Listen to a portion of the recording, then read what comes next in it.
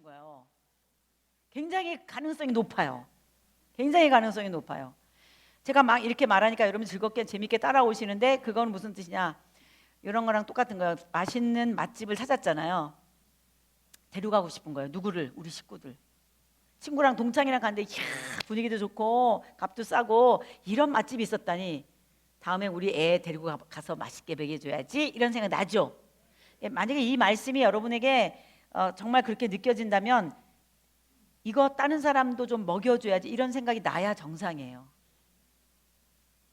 전하고 싶어져야 돼요. 성경을 전해야 돼요. 권서인 한국교회사 속에 나오는 서상륜 홍삼장사 했었는데요. 쪽복음 등에다가 쥐고 다니면서 발바닥이 밤을 깔 수 있을 정도로 굳어질 정도로 집신을 하도 신고 다니면서 이게 달아가지고 동구박 바깥에서는 맨발로 걷다가 동네에 들어와서는 집신을 신고 이렇게 들어가면서 이런 사람을 한국 교회사 쪽에서 권서인 또는 매서인이라고 말해요. 한글을 만든 다음에 문맹률을 퇴치하는데 아주 영향력 있는 역할을 한 게 성경이었어요. 그래서 우리 한국의 역사 속에서 권서인, 성경을 권했던 당시에 이런 사람들을 빼놓을 수가 없어요. 우리 한국 교회가 다시 성경으로 돌아가는 시대에 여러분들이 쓰임 받기를 소원합니다. 다시 희망이 있다고 믿습니다. 우리 한국은 집단 개종을 한 나라가 아니에요. 로마 제국 같은 경우가 만들어지게 될 때 이건 집단 개종을 했어요. 그래서 집단 개종하면 집단으로 또다시 배교할 수도 있는 확률이 많아요. 집단으로 했을 경우는. 우리 한국은 그렇지 않기 때문에 다른 유럽의 교회들과 달리 조금 어려움이 와도 계속 하나님이 사용하시지 않을까 한국 교회를 이런 생각을 하면서 우리 이 시대에 그리스도인으로 살아가는 우리들의 사명을 찾아야 돼요. 내가 이 시대에 하나님 나라가 진행되는 데 있어서 나는 어떤 역할을 하다가 하나님 앞에 설 것이냐. 역사의식이 있어야 돼요. 가데스바네 38년 세월 굉장히 중요하다. 여러분이 말씀드린 것처럼 역사의식 없이 그냥 먹다 죽은 인생들이에요. 사명이 뭔지도 몰라요. 시대를 분별할지도 몰랐어요. 오늘 어떤 시대에 내가 살고 있는지에 대한 앞뒤를 못 본 거예요.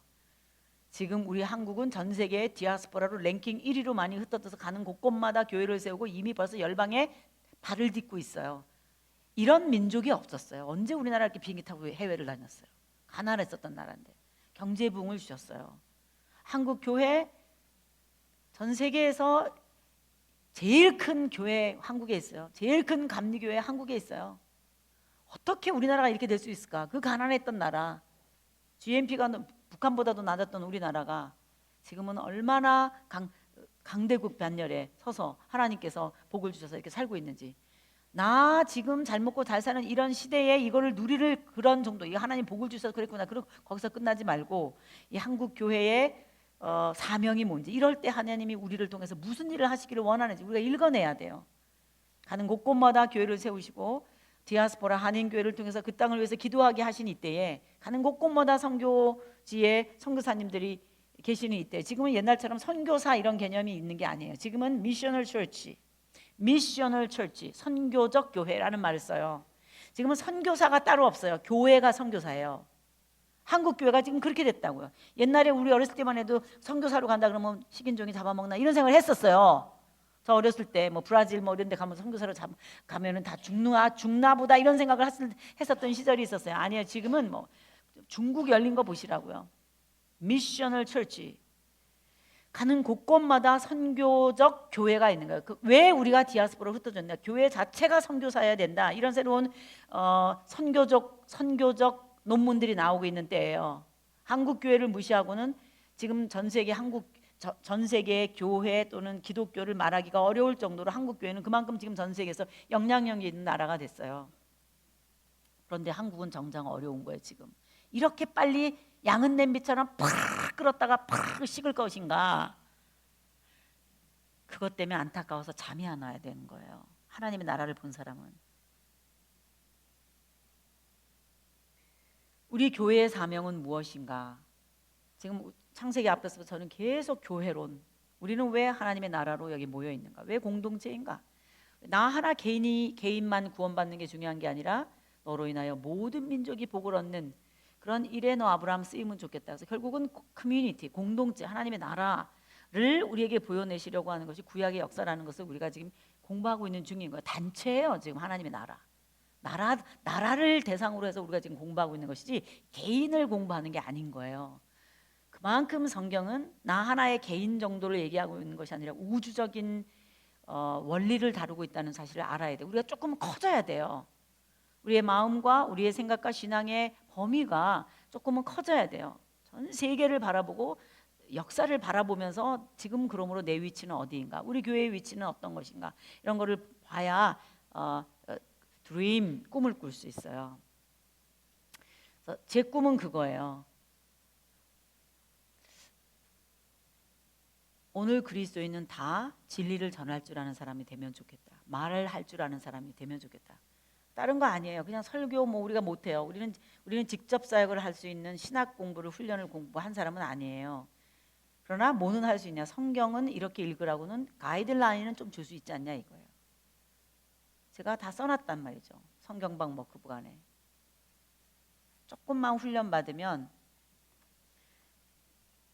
이 100세 시대에 빨리 은퇴하고 이런 시대에, 그래서 내가 이제 조금은 먹고 살 수 있는데, 이제 필리핀이나 이런 데 나가면 이제 그 경비가 조금 들어요. 예. 몽골 우리 한국보다는 경비가 조금 들어요. 가서 복음 전해, 이거 진짜 직접 사역하는 거예요. 얼마나 우리의 남은 인생이 아름답겠어요. 그런 소망을 가지고 여러분들이 지금 여러분이 하는 거는 초급이에요. 그다음에 여러분들이 이제 으쌰하고 성경을 읽으셔야 돼요. 내비게이션 따라. 그다음에 제가 와서 신약을 또 강의할 거예요.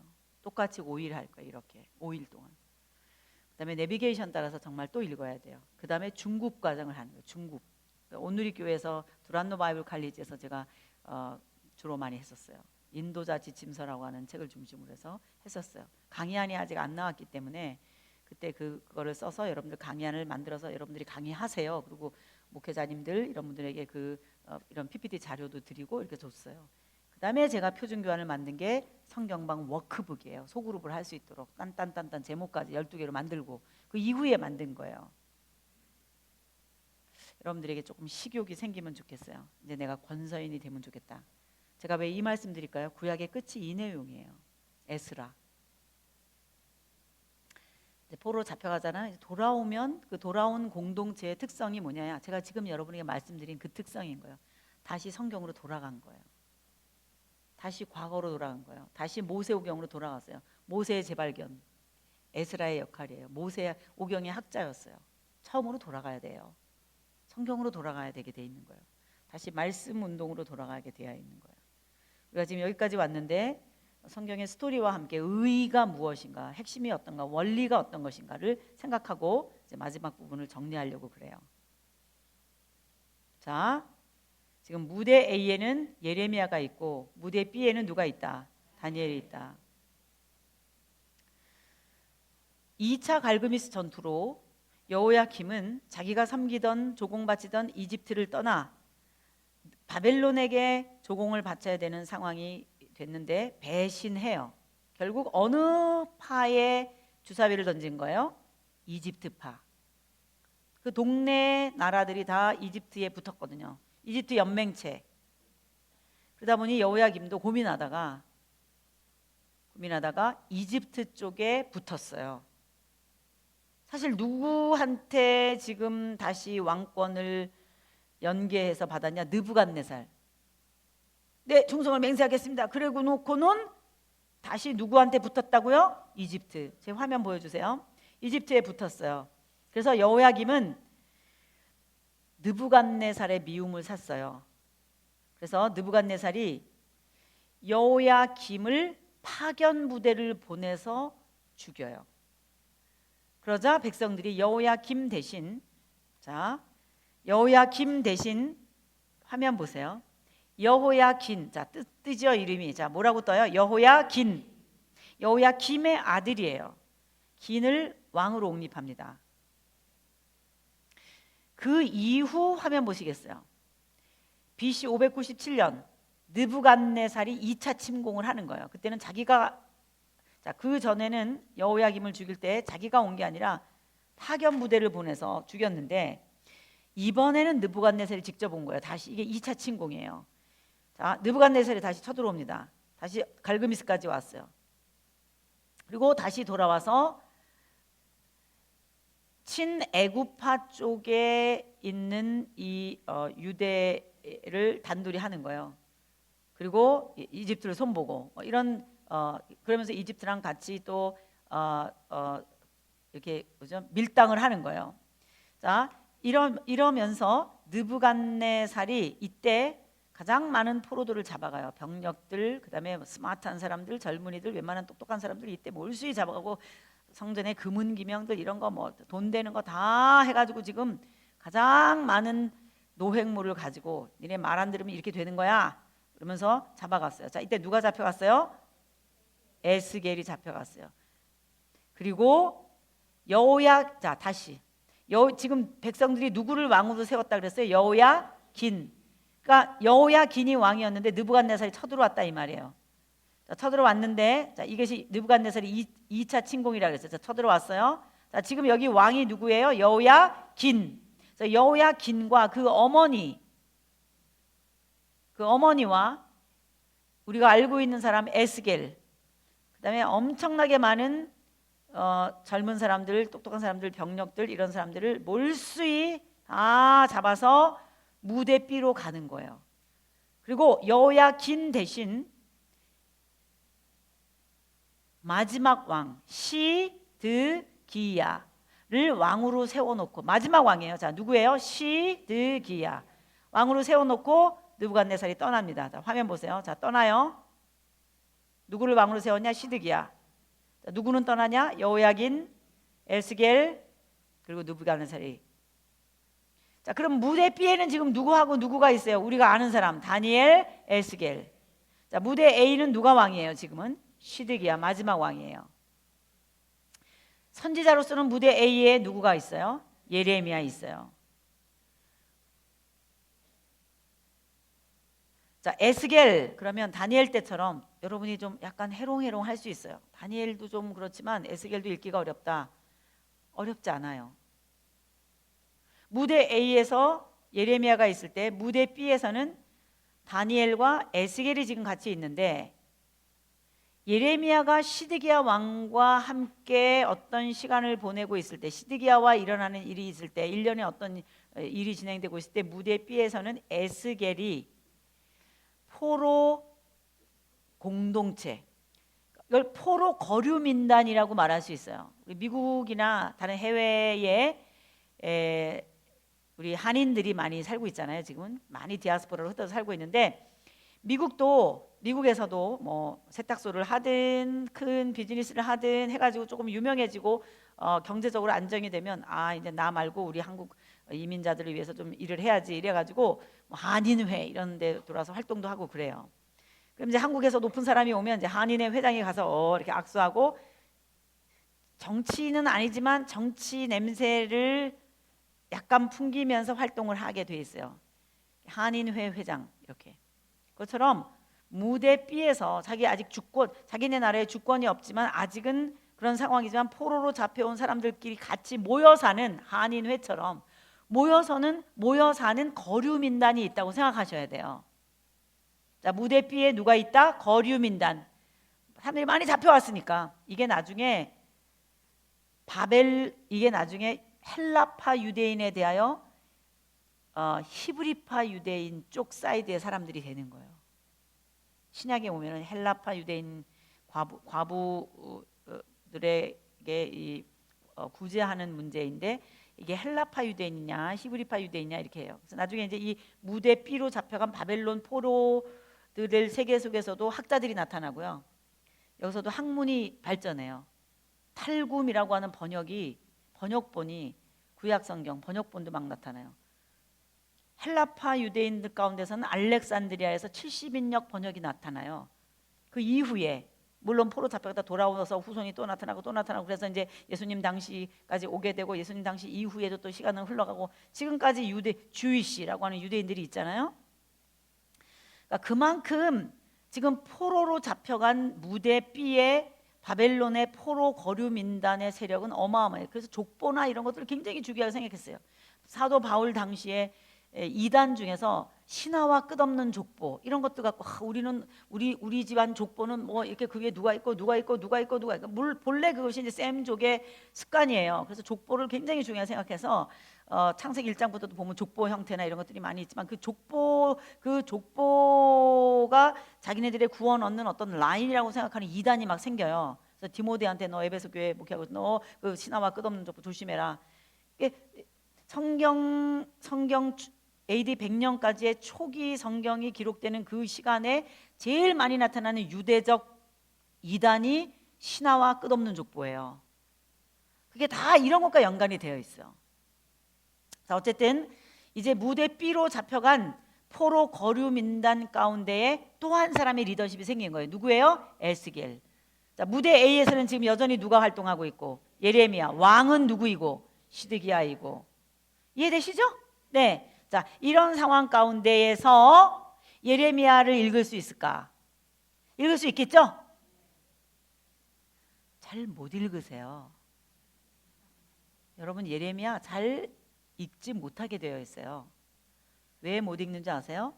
저는 지금 여러분에게 어떻게 설명했냐면 이렇게 설명했어요. 요시야, 여호아하스, 여호야김, 여호야긴, 시드기야. 여기서 여호아하스하고 여호야긴은 한 3개월 정도만 있다가 폐위돼요. 요시야, 여호아하스, 여호야김, 여호야긴, 이건 조금밖에 못 있었어요. 여호야긴, 시드기야 한 10년.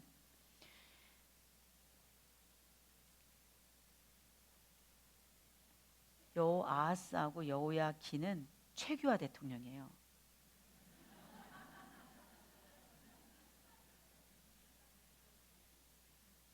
저는 지금 여러분에게 요시야 갈그미스 전투 막 얘기하면서 뭐 이집트에서 올라오고 바로 누거가 어쩌고 여기서부터 출발해서 얘기했어요. 지금은 거의 잊어버리셨을 거예요.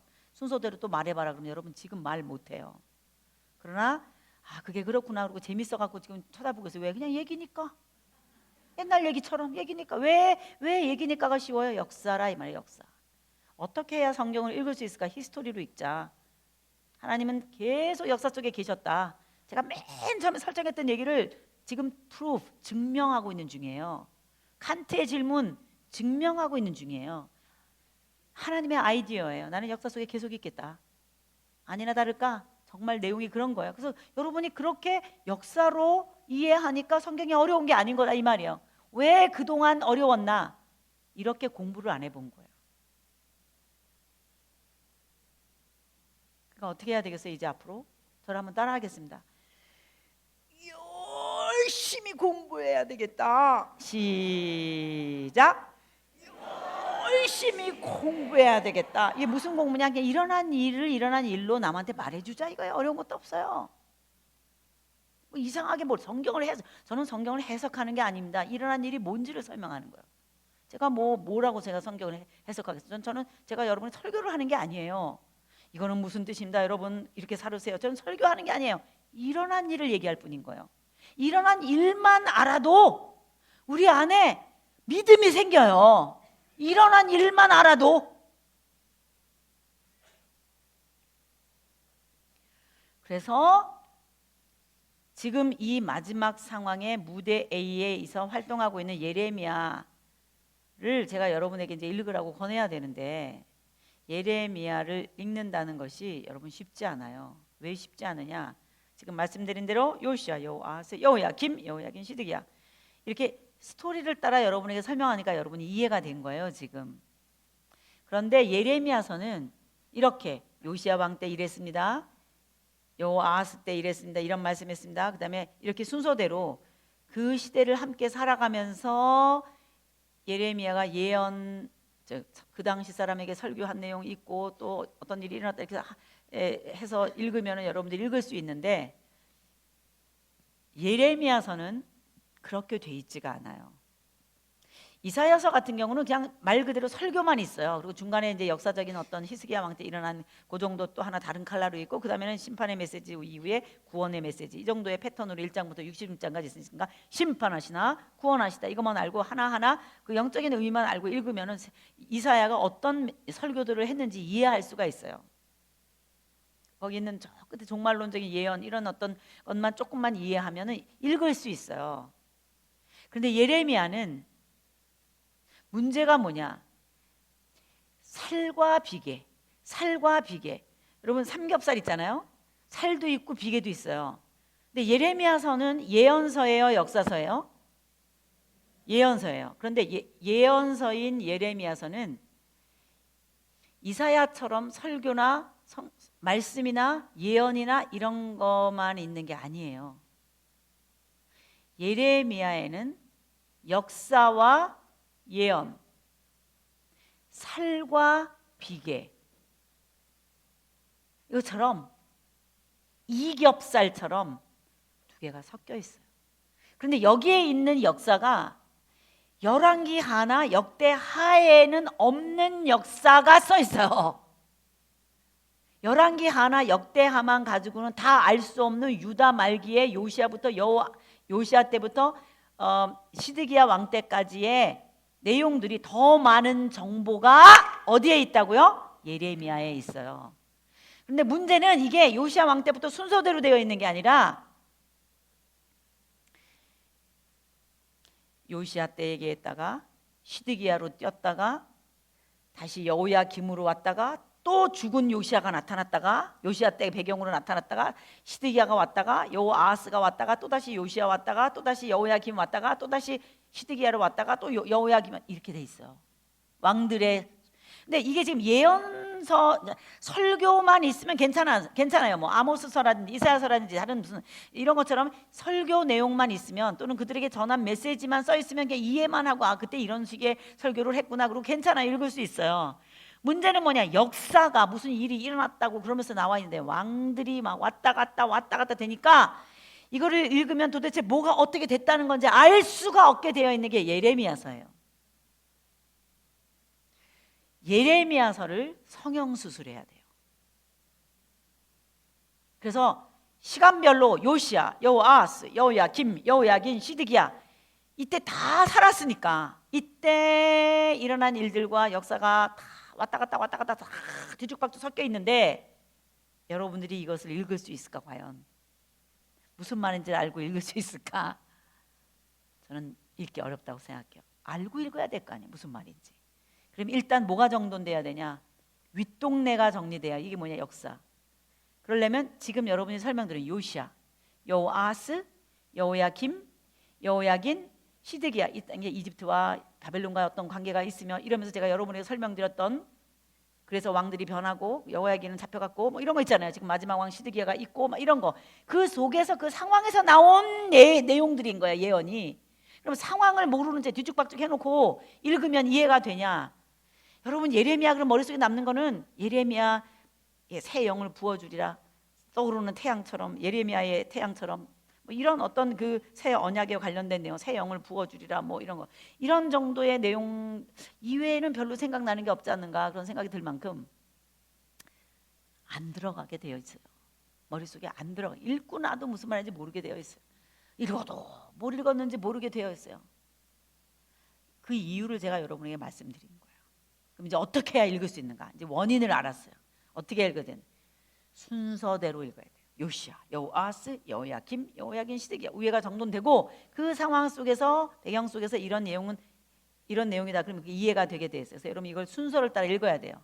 그럼 여러분이 이 순서를 따라 어떻게 읽을 수 있겠어요? 제가 다 재배치 해놨어요. 얼마나 착한 이해 실시, 친절한 해 실시. 자 261페이지를 열어보세요. 예레미야서가 그렇게 돼 있다는 것조차 모르는 분이 거의 대다수라고 저는 생각합니다. 자, 261페이지 예레미야 끼워 읽기. 자, 262페이지 넘어가 보세요. 자, 제가 지금 여러분이 설명드린 내용이 이 박스 안에 있어요. 자, 262페이지, 263, 264, 265, 266, 267, 268 269까지 박스 안에 있는 내용이 뭐겠어요? 제가 지금 여러분에게 말씀드린 내용을 이야기로 푸른 거예요. 요시야, 여호아스, 여호야김, 여호야긴, 시드기야. 그런데 자 262페이지 보면은 오른쪽으로 자 예레미야 그 스토리 이렇게 써 있고 오른쪽으로 쫙 밀려 있어요. 그다음에 전체로 되어 있는 게 있고 또 오른쪽으로 밀려 있고 전체가 있고 이렇죠? 네, 오른쪽으로 밀려 있는 거는 예레미야에 있는 역사적인 정보예요. 그다음 전체 있는 거는 열왕기 하 역사다 이 말이에요. 역사. 예언서 예레미야서 역사예요, 예언이에요? 다시 정신 차리고 다시 예레미야서 역사서예요, 예언서예요? 예언서. 그럼 예언서에는 역사가 있는 게 아니잖아요. 그런데 예레미야서는 역사가 있다 없다? 어디에도 없는 역사가 있다? 열왕기 하에도 없는 역사가 있어요. 그것을 제가 여기다 뽑아 놓은 거예요. 따로 오른쪽에다 밀려서. 예레미야에서도 우리에게 주는 정보들 이런 거.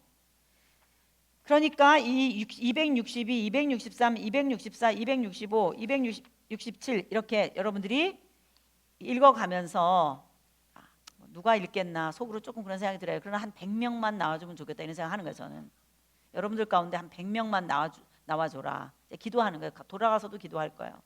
누군가 말씀에 클릭된 사람들이 나타나게 해주세요. 이게 재밌어서 시간 가는 줄 모르고 막 읽는 거예요. 용파리보다 더 재밌고 더 재밌는 거예요. 이제는 테레비가 재미없어져. 그것도 이야기거든요. 누군가 얘기를 꾸며낸 거예요. 난픽션. 정말 역사한 거예요. 이거는 또 하나님의 말씀인 거예요.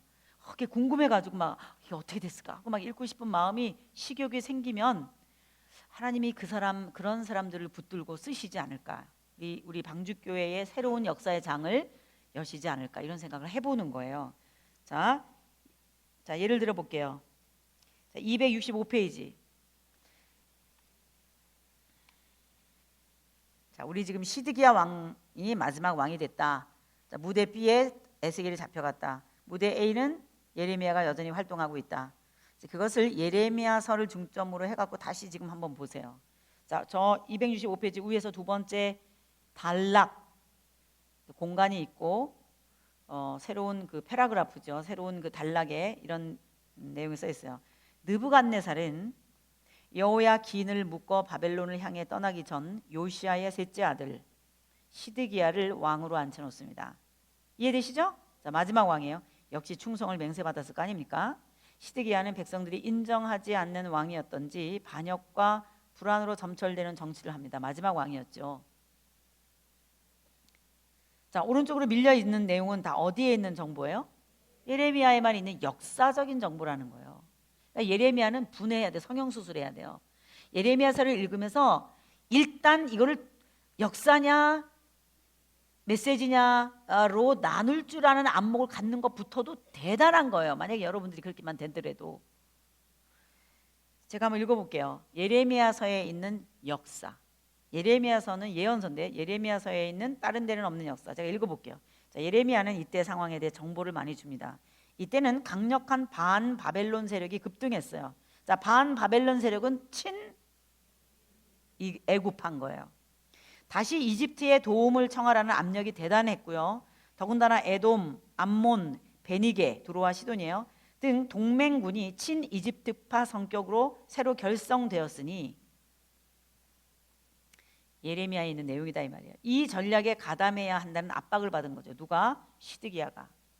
자, 느부갓네살의 충성을 맹세해야 되는데 정황은 그렇지 않은 거예요. 친이집트파가 압력이 대단한 거예요.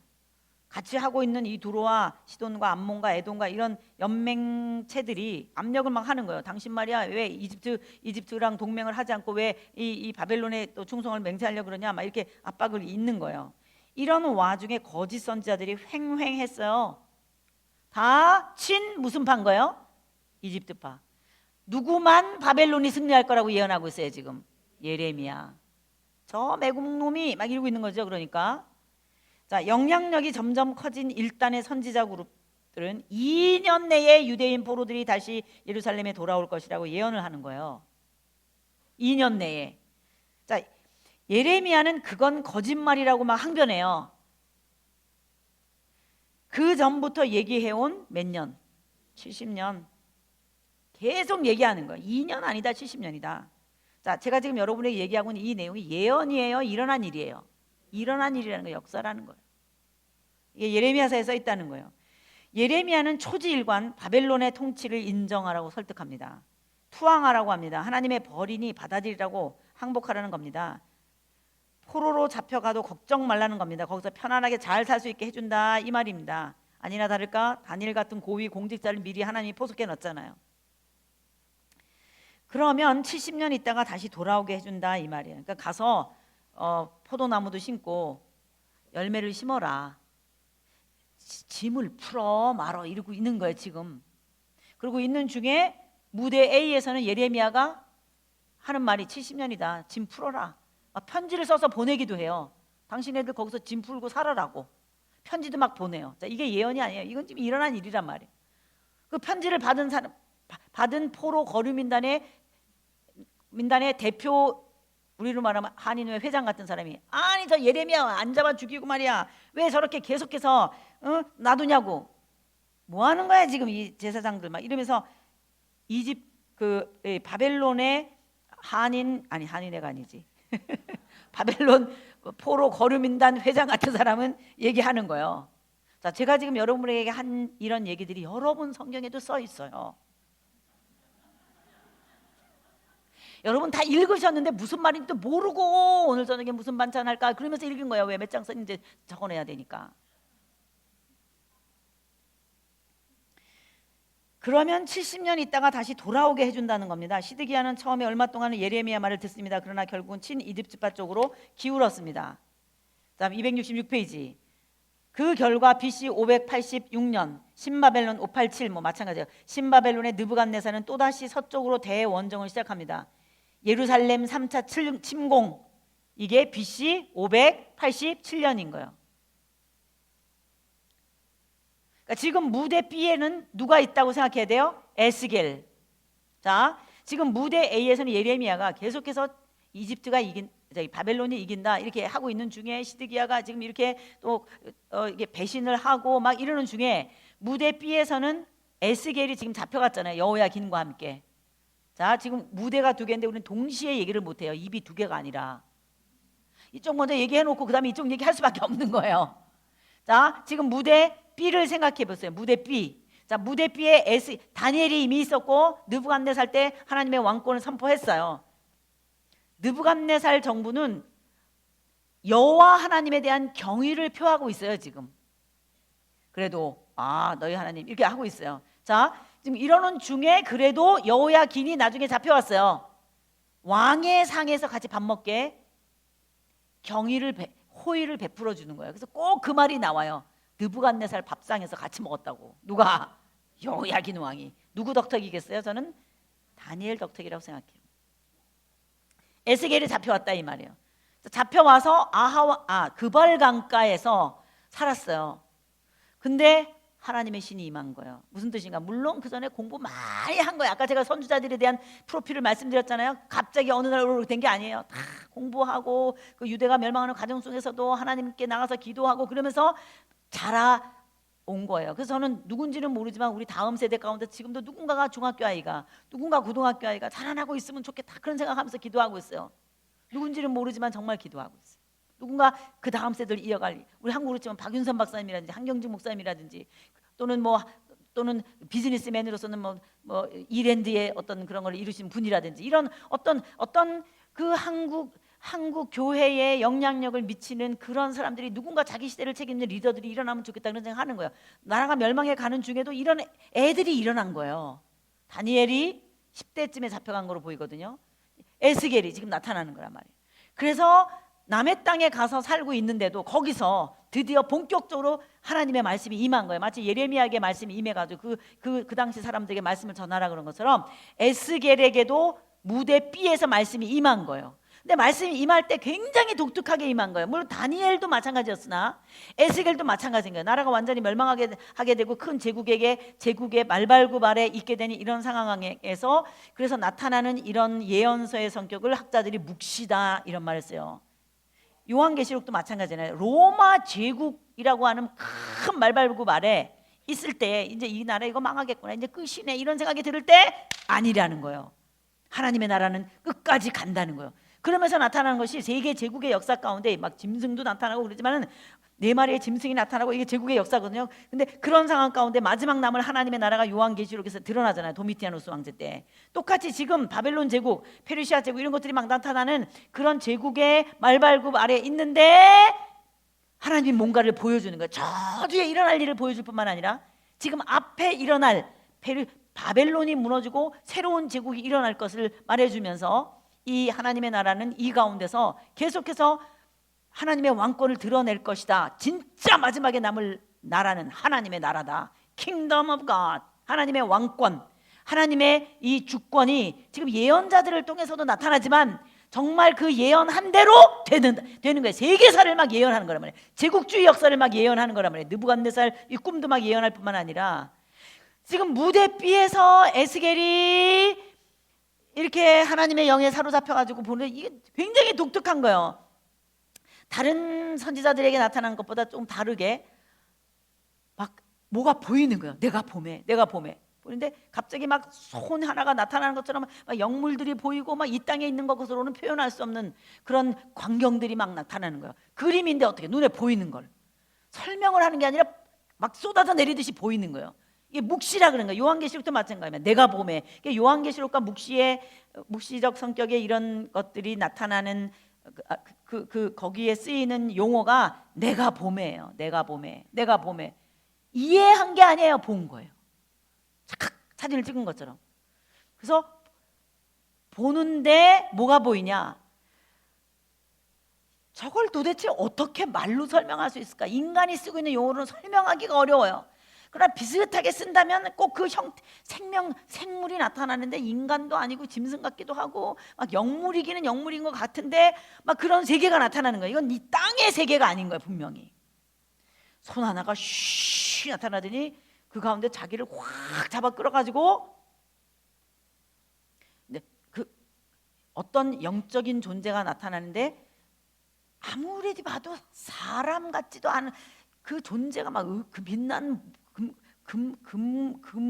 금의 광채로 되어 있고 막 띠를 띠고 영광스러운 불꽃 같은 모습이 나타나고 막 그런데 아무리 생각해도 사람은 아닌데 사람인데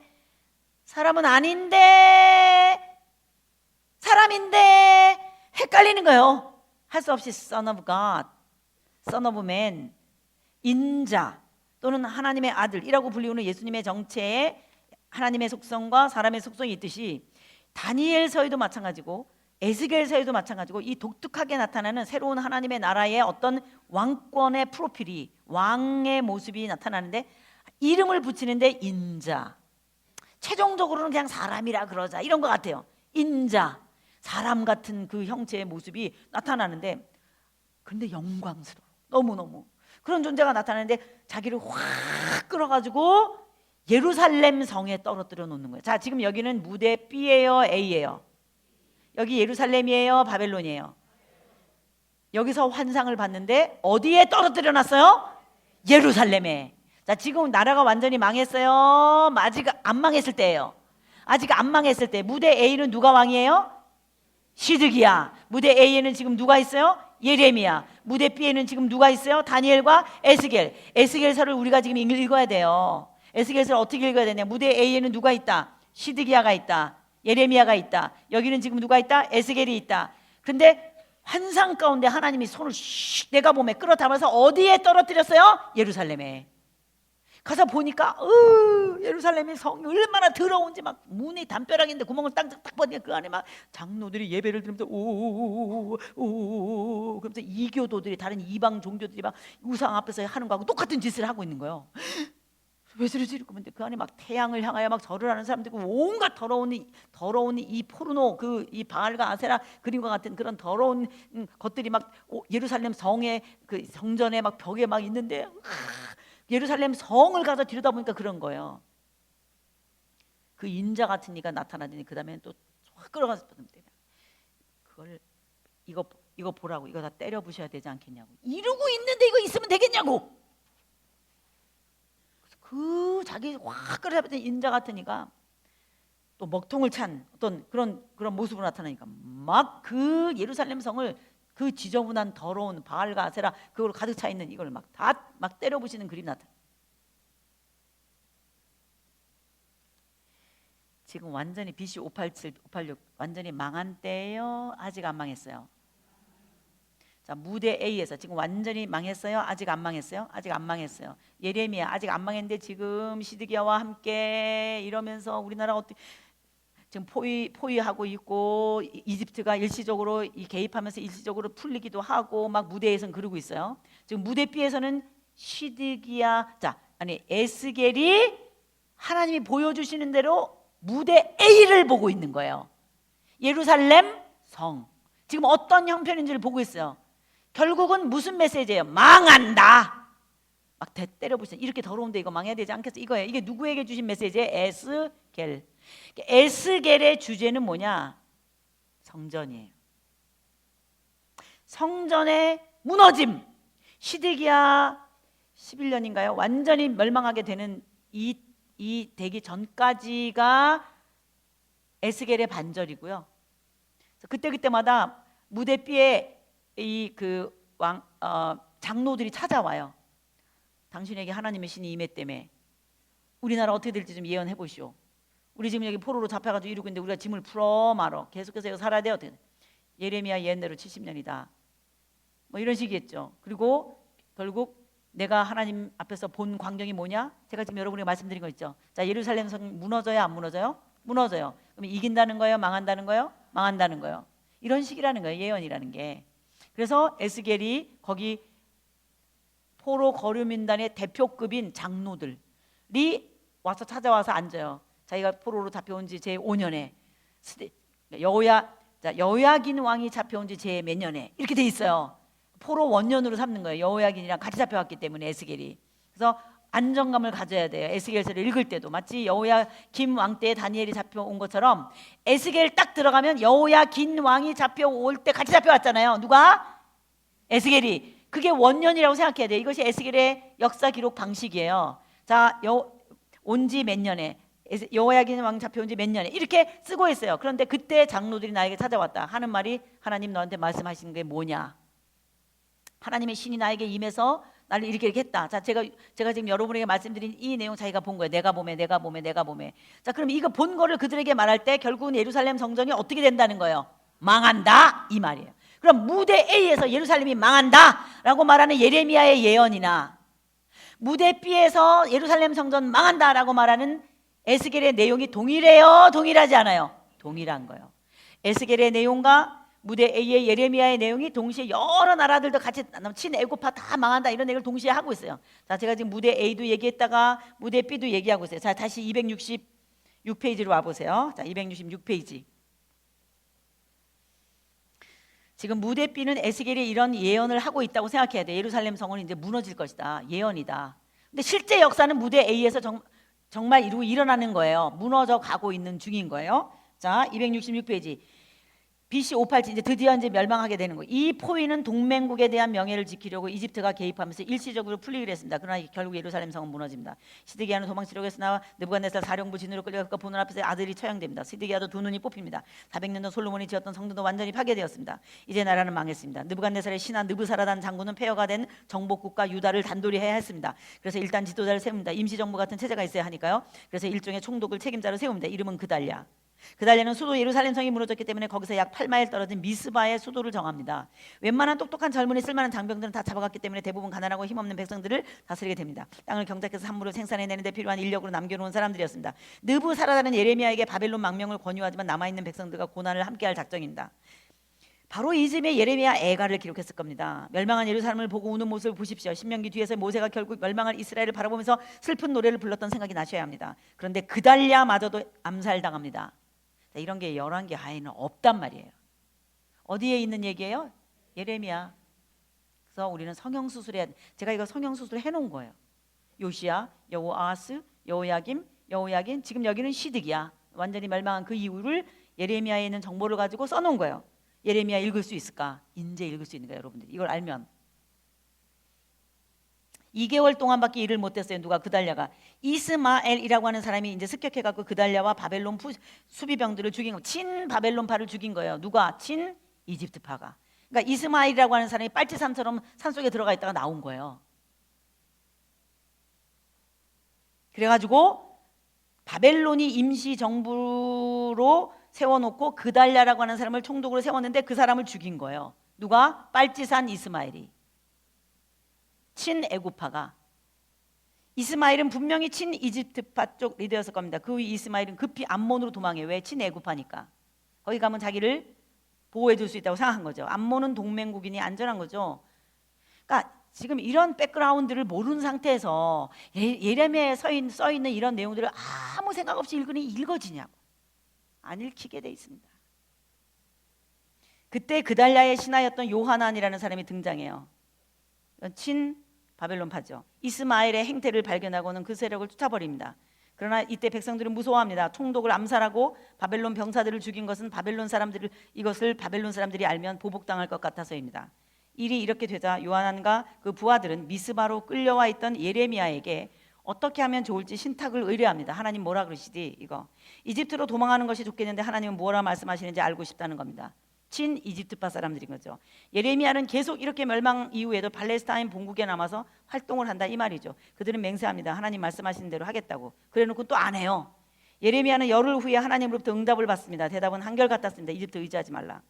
가지 말라. 그러나 그들은 말씀을 합니다. 그래서 예레미야서에 보면 이집트도 썩은 몽댕이 같다. 이런 이집트에 대한 멸망을 계속 예언하는 거예요.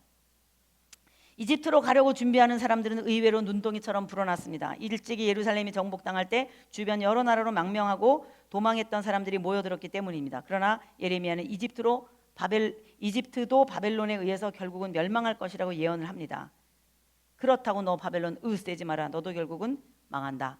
나중에는 바벨론이 멸망할 것도 예언해요.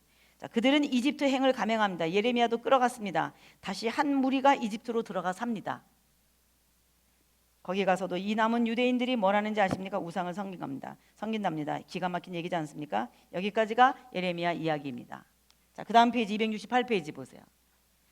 제가 지금 스토리텔링으로 다시 재배치해 놓은 거예요. 얘기로 써놨어요. 그러면 성경 본문을 여러분이 읽을 때 이렇게 얘기로 돼 있지 않으니 어떻게 해야 되냐? 그래서 제가 268페이지 보면 1. 요시야 왕 때, 2. 여호아하스 왕을 배경으로 예언할 때, 짧기 때문에 여호야긴 왕 때, 여호야긴 왕 시기를 배경으로 나타난 예언들, 그 다음에 시드기야 왕 때, 5. 그 다음에 6번 멸망 그 이후 임시정부 때, 제가 지금 읽어드린 이런 순서로 예레미야서를 재배치하면 이 공부를 한 여러분들이 읽을 수 있어요. 그렇게 하다 보니 본문이 어떻게 지그자그 왔다 갔다 하냐? 자, 다시 268페이지로 와보세요. 예레미야 1에서 6장 읽어야 돼요. 예레미야 11장에서 12장 읽어야 돼요. 예레미야 7장에서 10장을 읽어야 돼요. 얼마나 왔다 갔다 하냐고. 그 다음 여호아하스 때 예레미야 21장을 읽어야 돼요. 그 다음에 예레미야 26장을 읽어야 돼요. 14장에서 20장을 읽어야 돼요. 35장을 읽어야 돼요. 46장을 읽어야 돼요. 36장 읽어야 돼요. 45장, 예레미야 25장. 다시 여호야긴 때 13장, 23장, 24장. 시드기야 왕 때 29장, 27장, 28장 이렇게. 자, 내비게이션 보세요. 271페이지. 요시야 왕 때를 배경으로 해서 1에서 6장.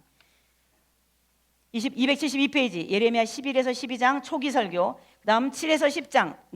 지방에 아나돗에 있다가 예루살렘 성전으로 유명해져 갖고 올라와서 예루살렘 성전 설교가 그 이후에 나오는 거예요. 그래서 7에서 10장. 그다음 274페이지. 이제 요시야 이후 여호아하스 왕 때 열왕기 하를 읽고 역사적인 배경으로 읽고 여호아하스 왕 때 나타난 예레미야서를 읽는 거예요. 275페이지. 예레미야 21장. 다음 여호야김 왕 때 열왕기 하를 읽고 276페이지 지나서 277페이지 여호야김 왕 때 예레미야 26장을 읽는 거예요.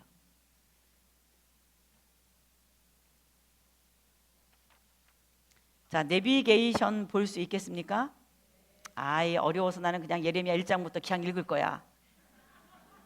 차라리 그게 쉽겠다. 그러지 마시라요.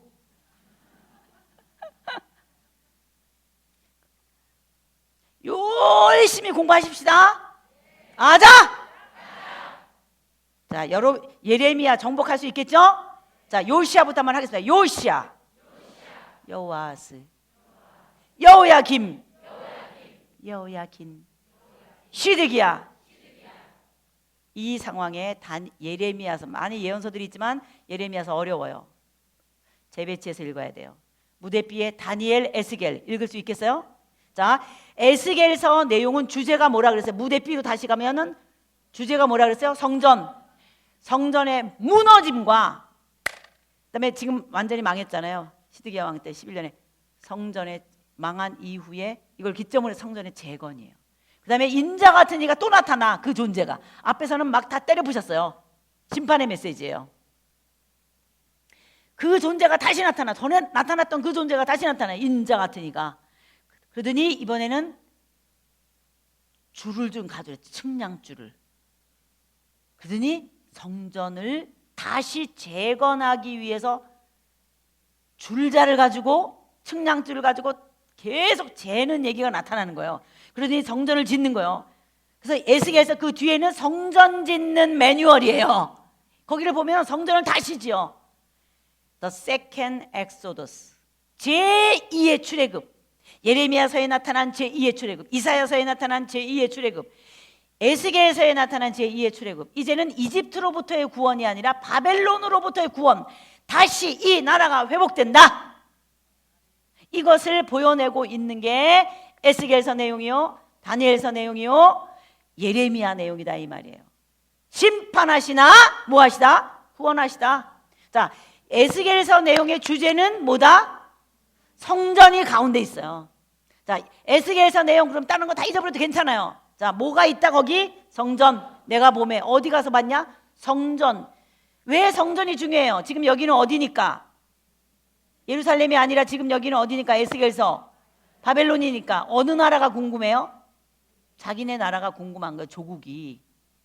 예루살렘 성전이 어떻게 될 거냐는 거예요. 지금 완전히 망했어요? 아직 안 망했어요? 아직 안 망해서 597년에 잡혀요. 10년쯤 더 있어야 망해요. 10년의 어간 동안에 에스겔을 통해서 하나님이 말씀을 하시는 거예요. 그 말씀하실 때 주제가 뭐다? 성전. 따라하겠습니다. 성전의 무너짐과 성전의 재건. 이게 에스겔서 내용이에요. 어려워요? 안 어려워요? 안 어려워요. 읽을 수 있으시겠어요? 네. 포로 잡혀간 거류민당 가운데 리더들이 나타나서 한 번씩 몇 년에, 잡혀간 지 5년에, 그다음에 6년에, 8년에 이렇게 나타나요. 그때마다 계속 에스겔은 활동했구나. 무대 B에 있는 하나님의 백성들에게 하나님이 무엇을 말씀하시는지 돌아보시는 하나님의 이 마음을 전한 거예요. 너희들은 결국 망한다. 예언했지 않냐 예레미야가. 똑같다. 그러나 70년 만에 돌아온다. 심판하시나 뭐 하신다? 구원하시다. 그러면 이렇게 해서 포로 시대가 지나가는 거예요. 자, 포로 시대 역사서가 있어요, 없어요? 다시 얘기할게요. 포로 시대 몇 년이에요? 자, 포로 시대 그럼 몇 년이에요? BC 600년대부터 잡혀가서 BC 538년에 돌아와요. 그래서 포로 70년 만에 정말 돌아와요. 자, 포로 시대 역사서가 있어요, 없어요? 다시 창, 출, 민, 수, 삿, 쌈, 왕. 역사서예요, 예언서예요? 역사서예요. 창, 출, 민, 수, 삿, 쌈, 왕. 멸망한 때까지예요. 그리고 포로시랑 조금 연결되는 뒷부분이 나와요. 그 다음 성경 목록이 뭐예요? 역대상하예요. 역대상하가 그 다음에 있고, 그 다음이 뭐예요? 에스라예요. 에스라, 느헤미야, 에스더예요. 에스라는 포로 70년의 역사를 다룬 거예요. 포로 귀환한 다음의 스토리예요. 포로 귀환 그 다음이에요. BC 538년 1차 수룹바벨과 예수와의 포로 귀환이 BC 538년이에요. 고레스가 칙령을 내려서 돌아오잖아요. 페르시아예요. 바사. 정말 바벨론이 망한 거예요. 자, 바벨론 포로 잡혀가서 살게 되는 게 몇 년이에요? 70년. 그 70년 동안의 역사를 기록한 역사서는 없어요. 그럼 어디서 그 역사를 추출할 수 있냐? 예언서. 예언서 어디? 예레미야. 그다음에 무대비의 예언서 다니엘. 무대비의 예언서 에스겔. 래 포로 시대를 어떻게 살아갔는지 정보를 찾을 수 있어요. 따로 역사서라는 이름으로 포로 시대 70년은 없어요. 그럼 뭐는 있냐? 포로 귀환 역사는 있어요. 귀환해서 어떻게 했는지는 있어요. BC 538년, BC 516년, BC 458년, 그 이후에 에스라 때까지 이렇게 쭉 있어요. 그러나 뭐는 없냐? 70년 세월은 없는 거예요. 포로 시대 70년 역사서는 있다 없다? 없다. 어디서 찾아낼 수 있냐? 예레미야서와 다니엘서와 에스겔서에서 있는 거예요. 그 내용이 뭐냐? 그렇다고 너 바벨론 으스대지만 너도 결국은 망한다. 페르시아가 바벨론이 무너지는 그 내용이다 이 말이에요. 그래야 돌아오지. 바벨론에게 압류당했는데 바벨론이 망해야 돌아올 거 아니에요. 그 바벨론이 망해가는 과정, 바벨론이 또 다스리고 있는 과정인 70년의 역사는 역사서에 있는 게 아니라 예레미야서와 다니엘서와 에스겔서에 있다. 주제는 뭐냐? 바벨론 너도 망한다.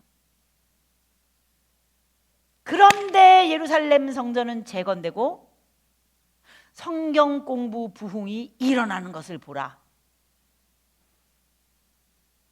누구는 망했는데? 바벨론도 망했는데. 예언대로 돌아와서 70년 만에 그 세계사를 예언한 예언대로 돌아와서 다시 예루살렘 성전을 재건하고 그 안에서 일어난 일이 뭐냐? Back to the basic. 성경으로 돌아간 거예요. 누구 때문에? 에스라. 성경 공부 부흥이 일어나는 것을 보라. 이게 에스라의 종교개혁이란 말이에요. 이제 하나님의 나라가 가까이 올 것 같은 예감이 들지 않는가? 하나님이 통치하실 것 같지 않은가? 하나님이 계속 이 나라를 간섭하시면서 이 나라를 이끌어가고 경영해 나가시고 뭔가 하나님의 나라를 건설하신 맨 앞에 그 꿈을 가지고 계속해서 또 질주해 나갈 것 같은 예감이 들지 않는가? 나라가 망했다 그래서 끝나는 게 아니라 계속해서 뭔가 하나님의 나라가 진행될 것 같은 예감이 들지 않는가? 이러면서 끝나는 거라는 거예요, 구약이. 자, 그러므로 에스겔서 성전의 무너짐과 성전의 재건 예언이에요. 그 안에 실제로 무슨 일이 일어났지만 그 안에 그 내용을 예언으로 말씀해 주신 예언서예요. 그러면 그 다음이 뭐냐? 예언대로 되더라. 그게 포로 귀환인 거예요. 자, 1차 포로 귀환. 주께 구속된 자들이 돌아오네. 시온으로 오면 노래하네. 그 머리 위에 영영한 기쁨을 쓰겠네.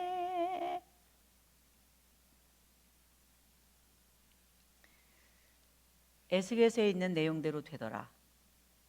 성전 무너졌는데 성전 재건하는 인자의 모습이 나타났는데, 만약에 이것을 예수님 당시에 성경을 가르치는 학자들이 정말 깨닫고 알았었더라면 예수님께서 성전을 헐어라, 심판의 메시지, 사흘 만에 짓겠다, 인자라는 이름으로 오셔서 그 메시지를 선포했으면 그거를 죽일 건수로 쓰는 게 아니라 이것이 에스겔서의 다니엘서에 나타나는 인자구나, 알아챘었어야 했는데 다 거짓 선지자들이었고 다 CEO 장사해먹고 성전 가지고 성전 경제 특구로 만들어갖고 장사해먹고 살던 사람들이었기 때문에 당시에 안나스 CEO였습니다. 재물 장사판 제수용품 전매청장이었어요.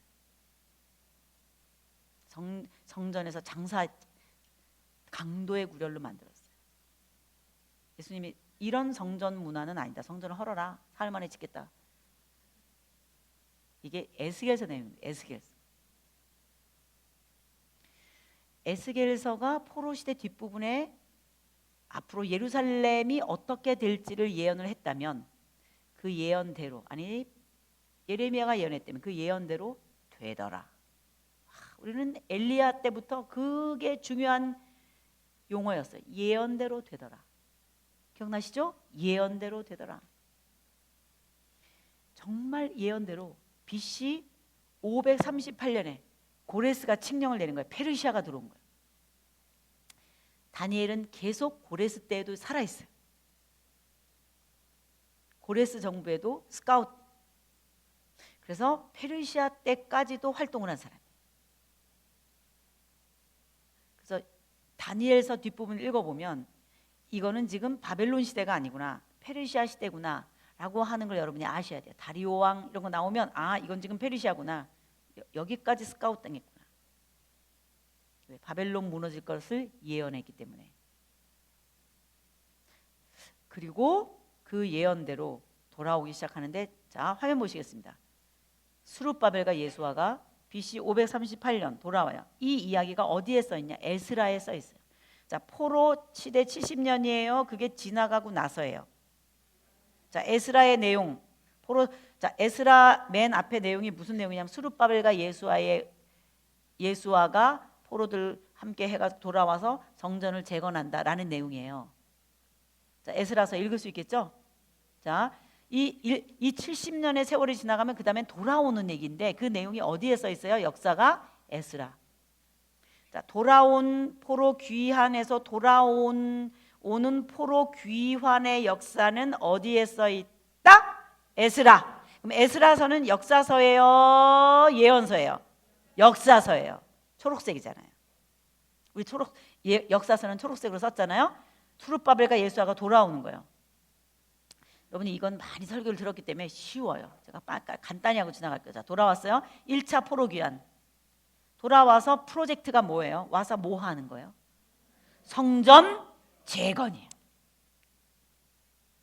누구의 예언대로 된 거예요? 에스겔. 주제가 뭐였어요? 성전. 성전의 무너짐과 성전의 재건. 성전 짓는 스토리가 그 에스겔 4장부터 쫙 나타나요. 그래서 성전을 다 짓고 막 마른 뼈들이 다시 살아나고 그리고 이제 그걸 다 분배해줘. 12지파로 분배해주고 제사장들이 활동하고 레위 지파들이 다시 나타나서 열심히 말씀 전하고 이런 내용들로 끝나요. 그래서 제가 아까 말씀드린 제2의 출애굽, 이집트로부터 나와가지고 시내산에서 성막을 짓고 그곳에서 활동하고 그 다음에 땅을 정복하고 12지파로 나눠 갖고, 이게 뭐냐? 하나님의 나라가 건설되는 거였잖아요. 이게 이집트로부터의 엑소도스, 이집트로부터의 탈출과 하나님 나라가 건설되는 과정을 표현한 거예요. 하나님이 우리 가운데 함께 거하시다, 통치하시다, 하나님이 우리의 왕이시다, 예루살렘 성전에 성막을 지어달라, 내가 그 가운데 있겠다 그랬잖아요. 기억나시죠? 이게 이집트로부터의 구원이에요. 이제 너희들은 이집트로부터 구원한 하나님이라고 이집트로부터 구원을 말하지 않고 저 북쪽으로부터의 구원, 바벨론으로부터의 구원을 찬양하게 될 것이다 라고 말한 대로 정말 제2의 출애굽, 이 바벨론으로부터의 구원이 나타나는 거예요. 주께 구속된 자들이 돌아오네. 이 이야기를 역사로 에스라서에 써놓은 거예요. 제가 지금 하고 있는 이 이야기는 에스라를 보고 제가 말씀드린 거예요. 역사예요. 에스라 그러면은 뭐 다니엘 또는 뭐 이런 것, 뭐 호세아 이런 것처럼 사람 이름이니까 꼭 예언서 같은 느낌이 들 수 있어요. 창세기, 출애굽기, 레위기, 민수기, 신명기, 여호수아, 사사기, 룻기, 사무엘상, 사무엘, 열왕기상, 열왕기야, 에스라, 느헤미야, 에스라나 느헤미야나 이런 사람 다 예언자지 뭐 이런 느낌이 든다고요. 아니에요. 역사서예요. 역사서. 역사를 진술한 거예요. 사사기처럼. 사사시대를 쓴 게 아니라 어느 시대? 포로 잡혀갔다가 돌아오는 귀한 그 이후의 역사를 쓴 거예요. 그게 에스라서다 이 말이에요. 그래서 우리는 에스라서에 있는 내용을 가지고 지금 스룹바벨과 예수와 얘기를 읽고 있는 중인 거예요. 이게 일어난 일입니다. 자, 와서 한 일이 뭐다? 성전 재건. 완성했어요. 중간에 방해가 일어났어요. 네, 그때 나타난 예언자가 누구예요? 네, 몇 명밖에 없잖아요. 자, 손 입에 한번 대보세요. 학계야, 스가랴, 성전을 완성할 수 있도록 메시지를 전하여라. 시작. 메시지를 전하여라. 그러면 학개와 스가랴서를 읽으면 그 안에 스룹바벨 예수아라는 사람의 이름이 나올까요? 안 나올까요? 이럴 땐 때려 맞춰도 되는 거예요. 저는 몰라요. 지금 여러분들이 안 봐도 비디오인 거예요. 학개와 스가랴서 안에 누구 이름이 나와요? 스룹바벨과 예수의 이름이 나와요. 이해되시겠죠? 자, 읽을 수 있으시겠죠? 페르시아 시대 때의 예언자예요. 다니엘과 에스겔은 바벨론 포로 잡혀갈 때 걸쳐 있었던 사람들이에요. 물론 페르시아까지 걸쳐 있어요. 다니엘 같은 경우는. 그러나 이제는 포로 귀환이에요. 귀환은 다니엘 포로 귀환해서 스룹바벨과 예수아가 했어요. 그러면 이때부터는 포로 귀환 페르시아 시대 때의 예언자라고 생각해야 돼요. 자, 누구하고 누구다? 학개와 스가랴다. 그래서 화면 보세요. 학개와 스가랴가 예언서니까 무슨 색이에요? 빨간색 나타나는 거예요. 학개와 스가랴 얘기가 이 이름이 어디에 써 있는 줄 아세요? 예언서라는 책에만 있는 게 아니에요. 학개서, 스가랴서 이 책으로만 있는 게 아니라 이 사람이 역사적인 인물이잖아요. 실제로 어느 시대 때 살았어요? 에스라라는 역사 포로 귀환 공동체의 히스토리 안에 나타난 사람이라 에스라서 안에 학개와 스가랴가 있어요. 요건 찾아볼게요. 자, 학개서를 열어보세요. 아니, 죄송합니다. 에스라서.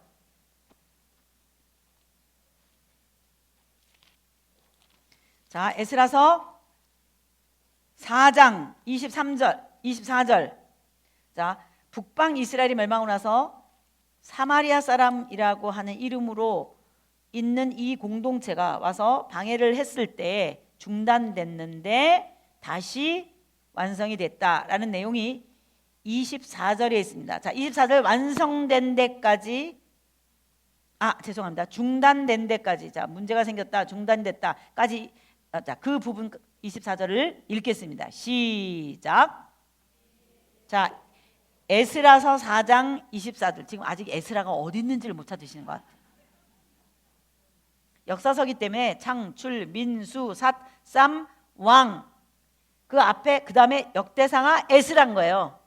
조금 이따 제가 역대상이 왜 거기 끼어 있는지 말씀드릴 거예요. 자, 에스라. 자, 찾으셨어요? 자, 4장 24절 앞에는 막 돌아왔다. 스룹바벨과 예수아가 뭐 이끌어간다. 6월절을 지켰다. 뭐 이런 내용들이 있어요. 자, 이 성전을 열심히 뚝딱뚝딱 재건한다. 이게 그들의 프로젝트였어요. 자, 24절 읽겠습니다. 시작.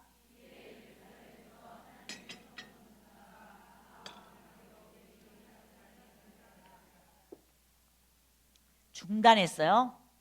자, 5장 1절 2절을 읽겠어요. 시작.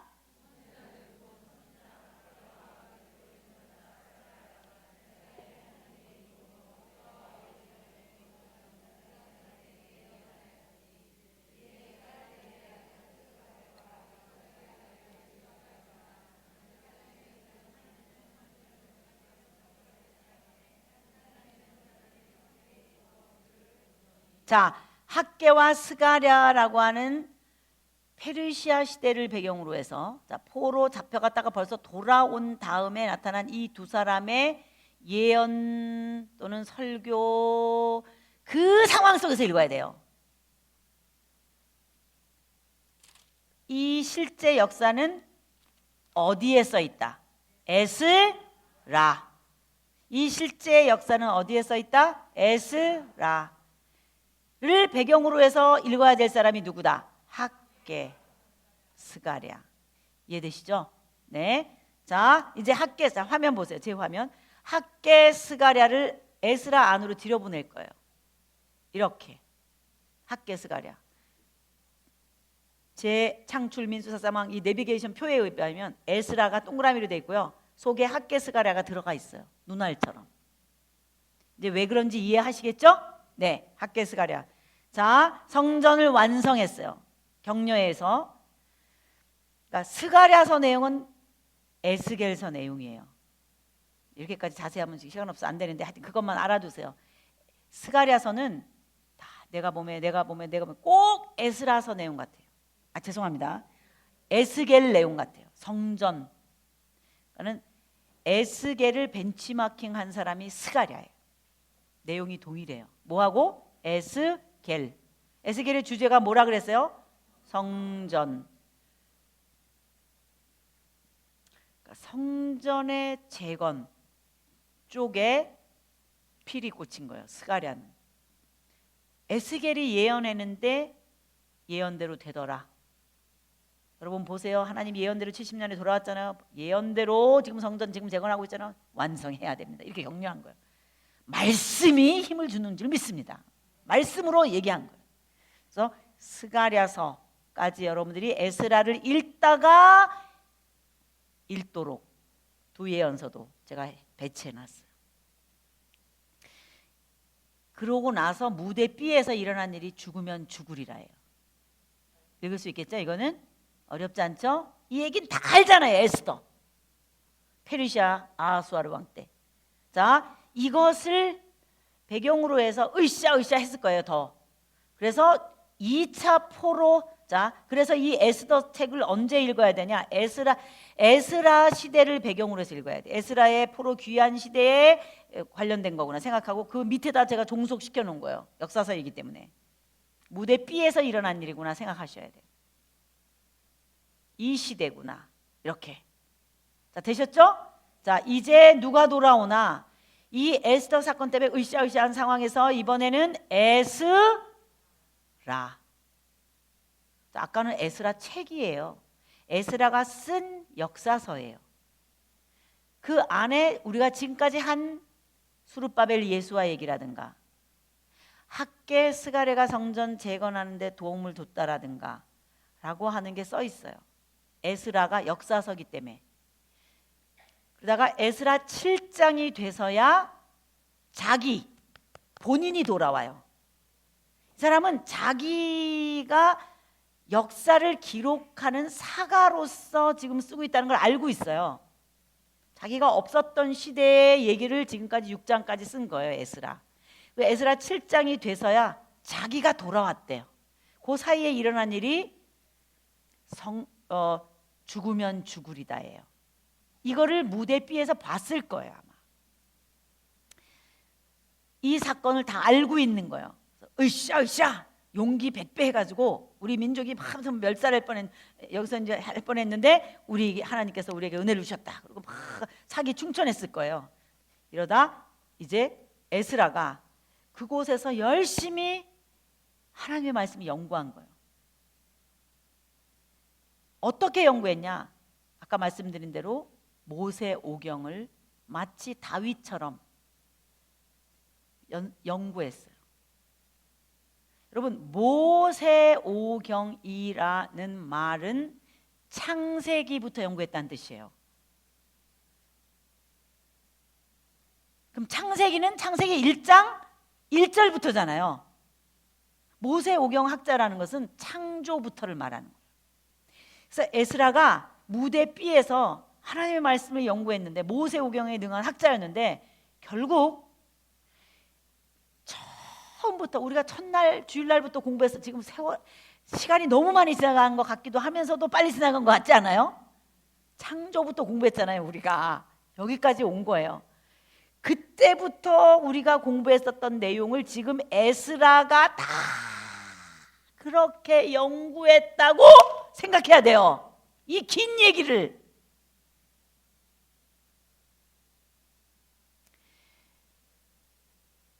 우리가 지금 포로로 잡혀갔다가 예언대로 페르시아 지금 시대에 있다 할지라도 바벨론을 이기고 페르시아가 나타났는데 그 모든 과정 가운데 하나님의 예언의 말씀이 응했다 이 말이에요. 그러므로 제국주의 역사가 흘러가도 이 가운데 남을 영원한 나라는 하나님의 나라다라는 걸 안 거예요. 그 시대에 태어났는데 기록된 하나님의 말씀을 읽고 연구했는데 마치 우리처럼 우리가 지금 이거 하고 있는 거예요. 우리는 그 시대에 같이 살았던 사람이 아니에요. 모세랑 같이 있지 않았어요. 다윗이랑 같이 있지 않았어요. 이사야랑 같이 있지 않았어요. 그런데 우리가 지금 어떻게 이것을 내 얘기처럼 깨닫고 있는가? 기록된 하나님의 말씀을 읽어내려가면서 깨달음이 온 거예요. 우리는 창조의 하나님의 백성이구나. 창세로부터 흘러내려온 이 하나님의 왕권, 하나님의 나라가 세계사 속에 지금 현재 제국주의 역사가 편만해져 있는 시대 가운데서 세계 대전이 일어나고 이런 상황 가운데서도 하나님의 왕권을 선포해낸 예언자들의 예언대로 그대로 되었구나. 이걸 생각하니까 에스라가 얼마나 하나님의 이 가슴에 차인 게 기쁜지. 마치 여러분들이 지금 이런 스타일로 공부를 잘 안 하다가 이번에 공부하고 나니까 다시 하나님이 보이잖아요. 성경이 다시 보이잖아요. 그것처럼 에스라가 쫙 처음부터 공부를 이렇게 창조부터 공부하고 나니까 지금 저 무대 A에 가 있는 고레스 칙령 때문에 가가지고 성전을 재건하고 있는 저 사람들 하드웨어 성전을 지었는데 아는 게 없어요. 예배는 드려요. 가서 맨날 예배 드리고 오고 예배 드리고 오고 다 해요. 그러나 무대 B에서 에스라가 생각해 볼 때 자기가 깨달은 이 내용, 우리가 이번에 공부한 창조 때부터 있었던 이 하나님의 왕권이 세계사 속에 어떤 의의가 있으며 제국의 다른 나라들 가운데 얼마나 위대한 유일한 나라인가 라고 하는 것을 깨닫고 나니까 빨리 가서 이걸 가르쳐주고 싶은 거예요. 아하와 강강에 텐트 치고 접수 받은 거예요. 같이 갈 사람. 그랬더니 자기랑 같이 네트워킹 해갖고 팀워크를 할 수 있는 레위 지파 말씀에 능한 사람들이 없는 거예요. 이거 나 혼자 가서 가르치면 뭐하나. 혼자서 하면 안 된다. 이거는 같이 해야 된다. 이건 나 혼자 할 일이 아니다. 같이 해야 된다. 이런 생각이 들었어요. 저기 이또라는 사람을 보내가지고 가시바 지방에 가서 거기 말씀에 능한, 당시에 유명한 말씀에 능한 사람 중에 세레바라고 하는 사람이 있는데, 이 사람과 같이 활동하고 있는 친족 18명과 하사랴와 무라리 자손 가운데서 여사야와 그의 형제 및 그들의 아들들 20명이 아주 유능한 인재요, 말씀의 사람이라고 하는 인포메이션을 갖고 있었어요. 누가? 에스라가. 그래서 이 또를 가시바 지방에 보내서 가서 좀 말 좀 잘 해달라 그랬어요. 본국으로 돌아가자. 가서 이 포로 귀한 공동체에게 성경 공부를 가르치자. 응? 그럼 예배드리고 하나님께 경배하고 있는데 얼마나 더 힘이 나겠나. 이 내용을 알고 하나님을 믿으면 얼마나 더 힘이 나겠나. 나 혼자 할 수 없습니다. 여러분 같이 합시다. 당신 유능한 인재잖아. 같이 합시다. 그랬어요. 그랬더니 오케이. 그래서 같이 돌아가기로 했어요. 아와강에서 금식하면서 이 아닥사스다 왕하고 서로 상대할 정도니까는 고관입니다. 우리가 생각하는 이런 사람들은 고관이에요. 느헤미야도 마찬가지고. 그래가지고 같이 같이 간 거예요. 아와강에서 금식하면서. 왜냐하면 보병이나 이런 마병이나 이런 사람들이 좀 있어가지고 이 엄청난 재정을 가지고 가는데 이거 강도가 나타나가지고 뺏기면 안 되잖아요. 그래가지고 그 금은 기명들 뭐 이런 것도 이제 왕이, 아닥사 왕이 또 이제 그 여호와 하나님에 대한 경의를 표해가지고 준 이런 재물들 이런 걸 다 가지고 지금 가야 되는데 이 한 푼이라도 없어지면 안 되는데 큰일 났다. 이거 어떡하지. 정말 보병이라도 붙여주고 기병이라도 붙여주면 좋은데, 그리고 왕한테 좀 말을 할까 하고 생각하니까 우리 애들식으로 말하면 이 쪽팔리는 거예요. 이 얼굴이 체면이 아닌 거예요. 왜? 우리 하나님을 믿는 사람들은 하나님이 보호해 주시기 때문에 안전합니다. 이렇게 막 큰 소리 쳤거든요. 그리고 인제 와서 보병을 붙였다 이렇게 말하기가 차마 그래가지고 주여 아바디 그리고 금식을 선포하고 아와 강가에서 텐트 치고 거기서 여러분 우리 금식합시다 그리고 기도하는 거예요. 누가? 에스라가 하나하나 스텝 바이 스텝 네트워킹 같이 하고 팀 미니스트리 하고 나 혼자 못하니까 같이 하자고 돌아가서 성경 말씀 가르치다. 구약의 끝은 성경 공부로 끝나는 거예요. 구약의 끝이 바이블 스터디. 그 바이블 스터디가 어떤 바이블 스터디냐? 저는 주제별 공부가 아니라고 생각합니다. 탑픽 스타디가 아니라고 생각합니다. 큐티 스타일이 아니라고 생각합니다. 성경신학. 이 에스라의 관점은 창조부터 지금까지 있어온 이 모든 훌 스토리를 포로 귀한 공동체에게 가르쳐주고 싶은 거예요. 그러면서 여러분들이야말로 창조 때부터 있었던 영원한 하나님의 나라의 아하자들입니다. 이걸 가르쳐준 거예요. 오늘 이 시대까지, 오늘 21세기에 한국에서 열방 가운데서 에스라의 글을 읽으면서 우리가 창조 때부터 있으셨던 하나님이 오늘 이 시대에 우리들의 하나님입니다 하고 제가 열심히 이 연사가 안타깝게 외칩니다.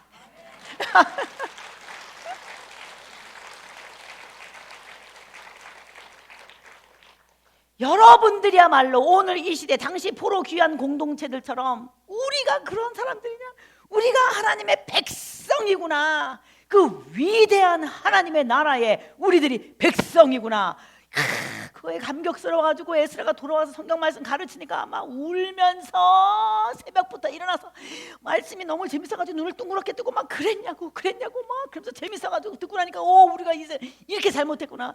예레미야 예언이 맞구나. 우리가 바알과 아세라 섞였구나. 우리가 피가 섞였구나. 우리가 바알과 아세라 섞여가지고 이름 다 지금도 결혼해가지고 다 피가 섞여서 하나님의 알들이 사람의 딸들이 아름다움을 보고 섞여가지고 노아홍수 때도 그런 것처럼 바벨론 이방 사람들이 피와 섞여가지고 종교가 다 섞여가지고 또 돌아와서도 막 피 섞여가지고 종교 리더들이 또 다 일하고 있어요.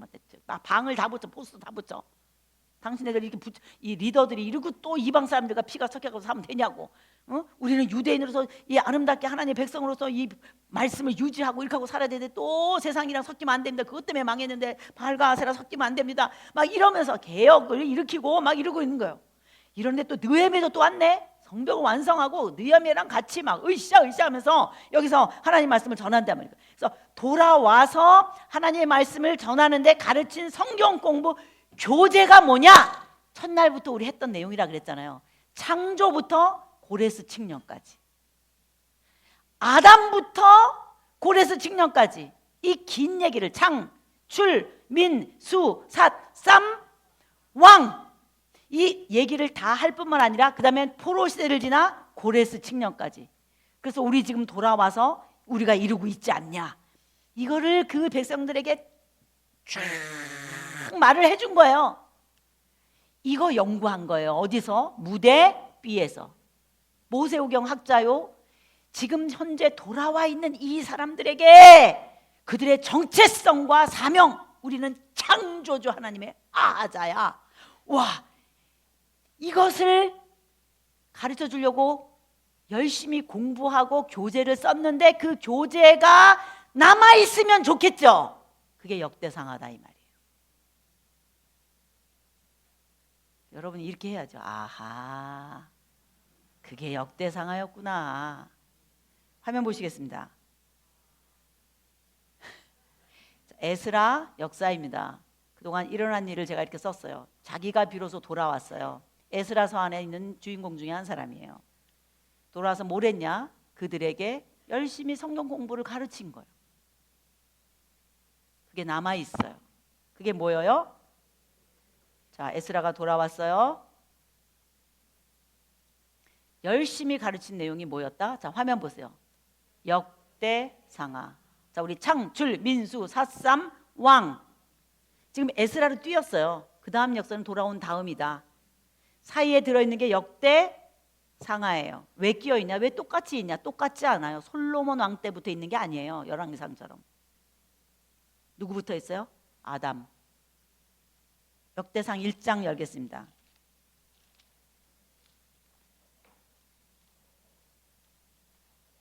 이제 역대상 그러면 누구 생각이 나야 돼요? 에스라 생각이 나야 돼요. 자, 역대상 1장은 솔로몬, 다윗이 이불을 덮어도 뜨뜻하지 않다 이렇게 써있는 열왕기상이랑 달라요. 역대상은 자 1장 1절, 2절, 3절, 4절까지 한번 읽어보세요. 시작.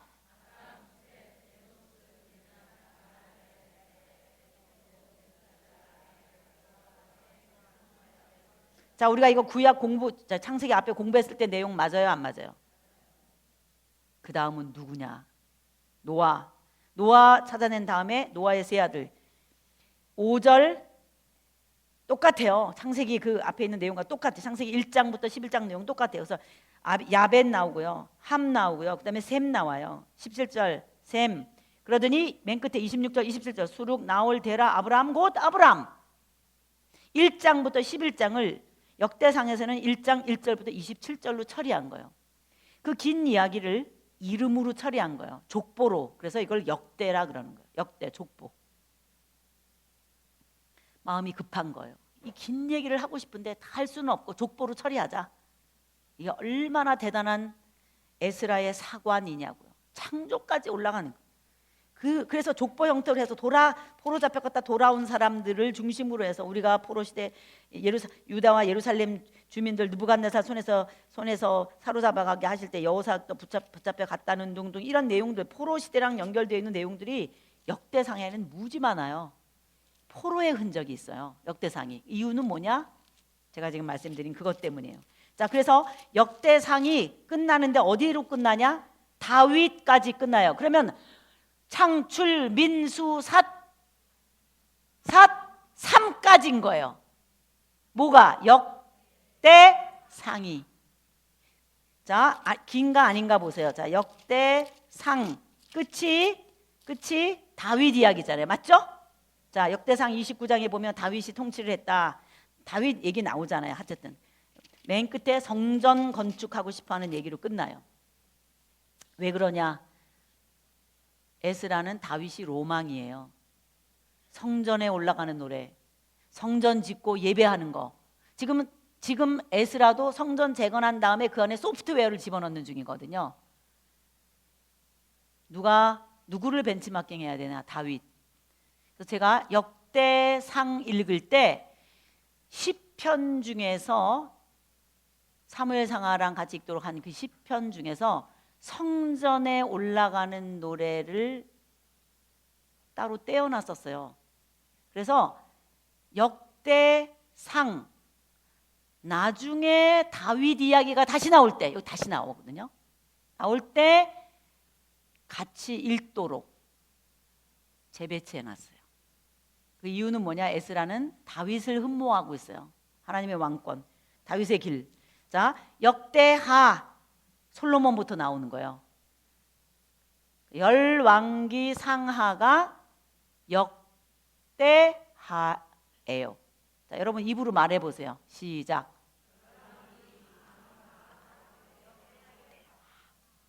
이해되시죠? 네, 그래서 역대하 1장 보면 솔로몬이 나오고 그 다음 끝을 가세요. 역대하 맨 끝 36장 열왕기 하처럼 포로로 잡혀간 것으로 끝나지 않고요. 포로 귀환으로 끝나요. 달라요. 고레스 칙령으로 끝나는 게 역대하예요. 다르죠? 정말? 이게 누가 쓴 거라 그래요? 에스라. 여러분 너무 공부 잘했어요. 진짜 너무 이쁘세요. 너무너무 귀하시고 정말 너무너무 이뻐요. 정말 감탄이 나요. 정말 어떤 교회는 가면 졸아요. 조금은. 근데 정말 여러분 대단하세요. 제가 빈말이 아니에요. 정말 대단하세요. 22절 23절 읽고 옆에 있는 에스라 1장 1절 2절 3절을 읽겠어요. 조금만 읽겠어요. 두 개를 비교하셔야 돼요. 그래야 끝나요. 집에 가고 싶죠? 그래야 끝나요. 자, 역대하 36장 22절 23절 다 같이 큰 소리로 아랫배 힘주고 졸리니까 더 큰 소리로 읽겠습니다. 시작.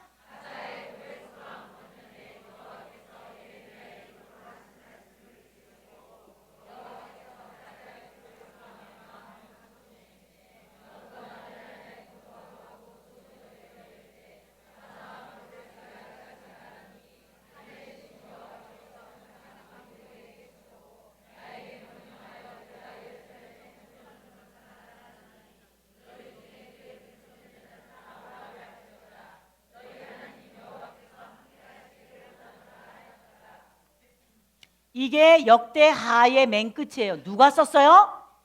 포로 귀환 공동체의 역사를 다시 창조를부터 바라보면서 재조명해서 쓴 거예요. 이게 에스라의 사관이에요. 저는 예수님도 구약을 풀어서 설명할 때 풀다라고 하는 것이 뭘까를 많이 생각해 봤어요. 모세오경부터 선지자액을 시편 이런 것들이 무슨 의미일까? 에스겔서의 내용도 그렇고 보면은 창출, 민수, 삼 신약도 와서 바울의 예수 변증, 예수님을 논증할 때 유대인들을 대상으로 할 때 창출, 민수, 삼 다윗 하나님의 보좌 우편에 앉아 계시는 어린 양.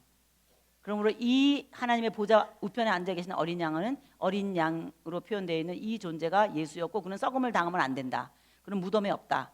부활은 당연하다. 이 분이 메시아이다. 이렇게 논증했어요. 이게 초대교회의 설교의 형태였어요. 만만하지 않거든요. 유대인들이. 그때 쓴 게 저는 이 에스라 사관이라고 생각해요. 왜냐? 유대 주이시 유대 공동체로서 새로운 역사를 타고 흘러내리는 게 신약까지 와서 그때부터 유대인들이 이게 나오거든요. 예수님 시대는 유대인들이야. 사마리아 사람은 안 붙인단 말이에요. 북방 이스라엘 사람은 안 붙여요. 유대인들이 이 유대인의 정체성을 얘기해주고 있는 것이 에스라란 말이에요. 에스라의 의의가 뭐냐 이거거든요. 역대상하. 저는 분명하다고 생각해요. 그 때문에 이 에스라는 주이시 지금 유대인들의 공동체의 성격을 말하는 사람이고 이것은 모든 걸 통합하는 거예요. 자, 에스라 옆장으로 와보세요. 에스라 1장 1절부터 3절 지금 읽은 역대하 고레스 칙령 내용이랑 비교해 보세요. 자, 읽겠습니다. 시작.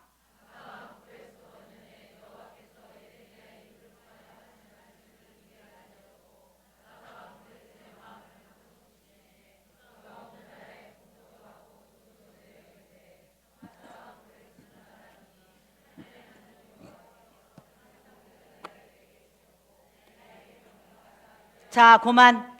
똑같아요? 안 똑같아요? 이게 스카치 테이프예요. 그래서 구약을 가장 간단한 형태로 정리해라. 그러면 역대상하 에스라예요. 그게 그냥 구약 끝이에요. 자, 우리가 지금까지 공부한 내용을 자, 제가 이거 하나 이해시키려고 지금까지 강의한 거예요. 한번 하겠습니다. 장, 출, 민, 수, 사사기 때 룻기, 삼, 왕.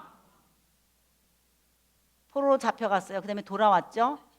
그 다음에 돌아와서 일어난 일이 에스라다 이 말이에요. 에스라서에 써 있어요. 근데 그 사이에 하나 뭐가 있어요? 역대상하. 역대상하는 뭐냐? 돌아온 사람들의 역사를 다시 정돈한 거예요. 언제부터 시작해서? 창조부터. 아담부터 시작해서. 그 다음에가 그래서 이렇게 다시 화면 보세요. 어디서부터 나와요? 창부터. 대 내용이 뭐냐? 이걸 다 흘러내려오는 거예요. 맞죠? 그 다음에 라 맞죠? 스카치 두 개가 붙어 있어요. 그 다음에 누가 돌아와요? 느헤미야. 이건 어렵잖아요. 읽으면 돼요. 느헤미야 돌아와요.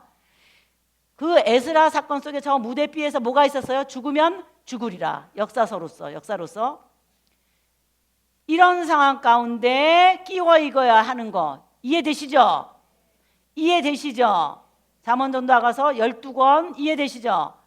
다니엘, 에스겔, 남방 유다를 중심으로 해서 그 다음 에스라 안에 학계, 스가랴, 마지막에 누가 활동해요? 말라기. 이때 에스라 공동체 안에서 활동한 사람이 말라기예요.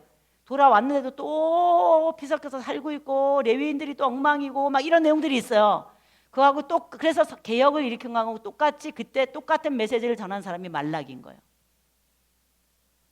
그러므로 대는 이렇게 써야 돼요.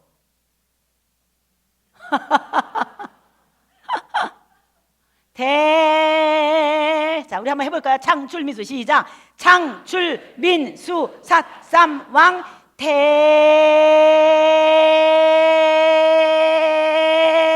테라느 전 세계의 역사가 오늘 우리에게까지 하나님의 왕권을 중심으로 해서 흘러오게 한 것이 성경인 줄로 믿습니다. 하나님, 우리가 성경에 능한 사람들이 되게 하여 주옵소서.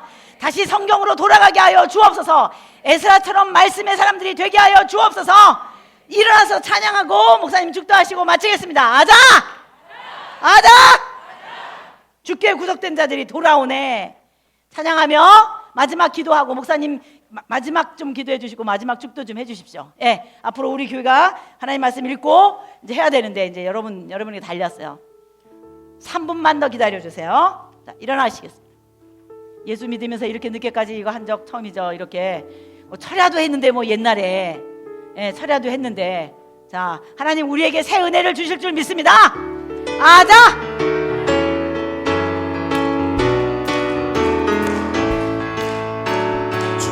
주께 구속된 자들이 돌아오네. 시온으로 오며 노래하네. 그 머리 위에 영영 기쁨을 쓰겠네. 주께 구속된 자들이 돌아오네.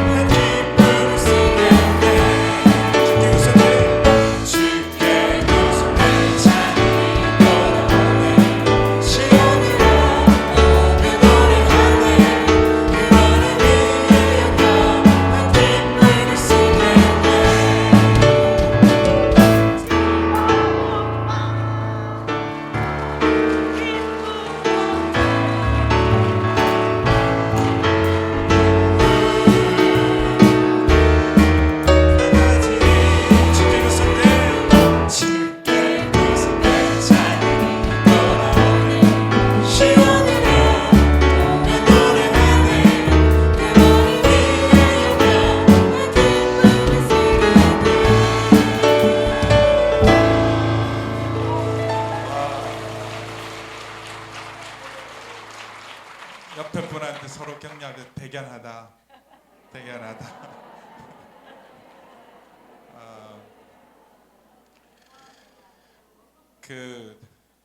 우리가 학교 다닐 때 시험 볼 때 공부할 때도 이렇게 늦게까지 한 적이 없는데, 그것도 하루도 아니고 5일을 이렇게 12시까지 우리 공부한 적이 없는데, 우리가 하나님 말씀 때문에 이렇게 보낸 거 우리 인생에 기적이 일어날 줄 믿습니다. 단지 이게 인간의 사건이 아니라 하나님의 사건이고 믿음의 사건이 될 줄 믿습니다. 우리 개인이 변하고 정말 에스라 시대처럼, 느헤미야 시대처럼 새 역사를 쓰고 또 정말 새롭게 우리 심령의 성전도 세워지고 개혁이 일어나는 은혜가 있으면 좋겠습니다. 이번에 그냥 읽는 거로 끝내지 말고요, 정말 여기 있는 사람 다 지도자가 됐으면 좋겠어요. 네, 그래서 왜냐하면 이제 여러분 수료증을 왜 받으라 그러냐 하면, 아무나 가르칠 때 이 사람 제대로 배운 사람인가, 누가 보정해 줄 수 있는 사람인가, 그래서 이제 수료증을 제출하게 하고 추천서도 받게 합니다. 그래서 정식 절차를 거쳐서 중급반 여러분 다 좀 정말 이 성경 자체는 우리 자식들에게라도 가르칠 수 있도록 다 지도자반, 중급반, 그래서 아예 저희 교회가 이런 일에 좀 쓰임 받을수록 다 내놓았으면 좋겠어요. 우리 사모님은 계속 와서 강의하고 목회자 키우고 선교사 키우고 그런 일 했으면 너무 좋겠어요. 그래서 여러분들이 함께 왔으면 좋겠고, 전 처음부터 그런 생각을 했어요. 이 시대 에스라다. 우리 그래서 애시 100살까지 강의하셔야 돼요. 100살까지 강의하셔서 정말 확 뚫어서 가르치는 분이 많지 않아요. 저도 말씀을 전하는 사람이지만 언제나 깝깝하거든요. 깝깝함을 가지고 설교할 때 많아요. 죄송합니다. 근데 확 뚫어서 가르치는 사람 정말 많지 않은데 우리 하나님께서 특별한 은혜를 주셔서 확 뚫어서 가르치니까 얼마나 감사해요. 우리 중에 여러분 중에도 계속 일어나야 될 줄로 믿습니다. 그래서 이제부터 성경 대행진을 해야 돼요. 대행진을. 우리 대 역대기가 대 100일 동안 이제 대 하고 가셔서 우리 인생을 바꾸는 또 우리 한국 교회를 새롭게 하는 일에 쓰임받는 여러분 되기를 축복합니다. 우리 하나님은 영광 받으셨지만 우리 사모님께 다시 한번 감사드립니다. 고맙습니다. 100살까지 강의하세요. 우리 구약 읽고 빨리 읽고 사모님 모셔서 또 신약 우리 또 관통을 또 하는 은혜가 있으면 좋겠습니다. 기도하겠습니다. 아버지 하나님 감사합니다. 저에게 이런 기회를 주셔서 에스라가 이스라엘 백성을 말씀으로 새롭게 세운 것처럼 아버지 하나님 저희를 새롭게 세우시고 우리 방주교회를 새롭게 세우시고 한국교회를 새롭게 세우는 계기가 되게 하여 주시옵소서. 사랑하는 우리 예실 사모님, 아버지 하나님 정말 이 시대 주님 오실 때까지 에스라처럼 쓰임받게 하여 주시옵소서. 많은 말씀의 사역자들을 일으키게 도와주시고 하나님 그래서 정말 우리 한국교회가 온 세상을 섬기는 귀한 역사가 하나님 일로부터 시작되게 하여 주시옵소서. 이제 성경 대행진을 시작합니다. 말씀을 통하여 감격하게 하고 교훈과 책망과 바르게 함과 의로 교육하여 하나님의 사람으로 온전케 되게 도와주시고 하나님 우리 이 말씀을 모든 사람에게 전하게 하여 주시옵소서. 특별히 우리 예실 사모님 이 일을 위해서 계속해서 지혜와 계시의 영을 주시고 이 시대의 에스라처럼 복되게 쓰임받을 수 있도록 붙잡아 주시고 하나님 이 사역을 축복하여 주옵소서. 이제는 우리 주 예수 그리스도의 은혜와 아버지 하나님의 크신 사랑하심과 성령 하나님의 거룩하신 교통하심의 역사가 오늘 말씀 앞에 결단하며 이제는 듣는 자가 아니라 말하는 자로 살기로 결단한 우리 모든 성도들 위에와 앞으로 계속될 말씀 대행진 위에 그리고 우리 예실 사모님의 말씀 사역 위에 이제로부터 영원토록 함께 하시기를 간절히 축원하옵나이다. 아멘.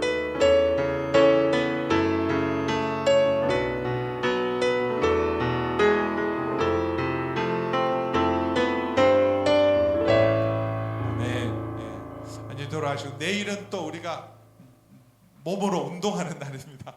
우리 봐주시는 남성 축제가 있고 우리 체육대가 있으니까 또 우리 성도의 교제를 나눌 수 있도록 그렇게 했으면 좋겠습니다. 안녕히 돌아가십시오.